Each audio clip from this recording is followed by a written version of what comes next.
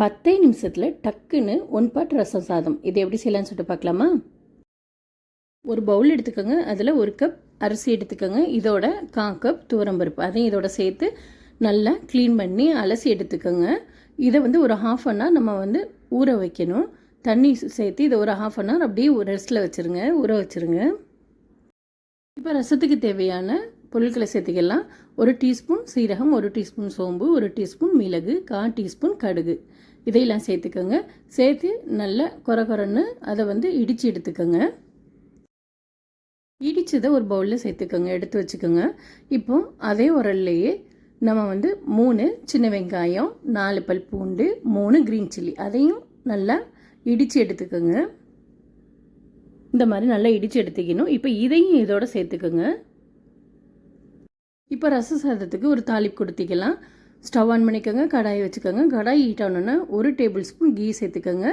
இதோட 1 டீஸ்பூன் கடுகு, 1 டீஸ்பூன் சீரகம், கொஞ்சமாக கருவேப்பிலை சேர்த்துக்கோங்க. 2 காய்ந்த மிளகாய் அதையும் இதோட சேர்த்துக்கோங்க. இப்போ இடித்து வச்ச பொருட்கள் அதையும் இதோட சேர்த்துக்கோங்க. சேர்த்து லைட்டாக அந்த கீலையே லைட்டாக சாட்டே பண்ணிக்கோங்க. இது கீலை செய்ய சொல்ல இதோட டேஸ்ட் ரொம்பவே நல்லா இருக்கும். இப்போ ஒரு பெரிய தக்காளி அதையும் சின்னதாக கட் பண்ணி அதையும் இதோட சேர்த்து லைட்டாக வதக்கிக்கோங்க.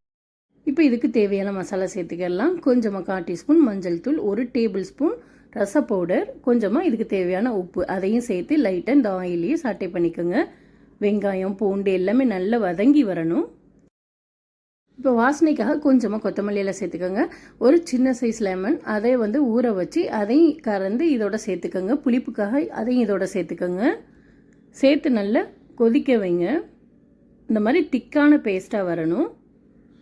இதோட ஊற வச்சுருந்த அரிசி பருப்பு அதையும் இதோட சேர்த்துக்கோங்க. இதுக்கு தேவையான தண்ணியை சேர்த்துக்கோங்க. 1 கப் ரைஸ் எடுத்தால் 4 கப் தண்ணி சேர்த்துக்கோங்க. இந்த ஸ்டேஜில் உப்பையும் செக் பண்ணிக்கோங்க. பிறகு லீட்டு போட்டு மூடி வெயிட் போட்டு 4-5 விசில் வச்சு எடுங்க. இதை இறக்குறதுக்கு முன்னாடி கொஞ்சமாக கொத்தமல்லியில் தூவி இறக்குனா சூப்பரான சுவையான ரசம் சாதம் ரெடி ஆகிடும். இதை 10 நிமிஷத்தில் டக்குன்னு செஞ்சிடலாம். இதுக்கு சைடிஷாக அப்பளம், உருளைக்கிழங்கு பொரியல், சிக்கன் வறுவல் இதெல்லாம் வச்சு சாப்பிட சொல்ல இதோட டேஸ்ட் ரொம்பவே நல்லாயிருக்கும். கட்டாயம் ட்ரை பண்ணுங்கள்.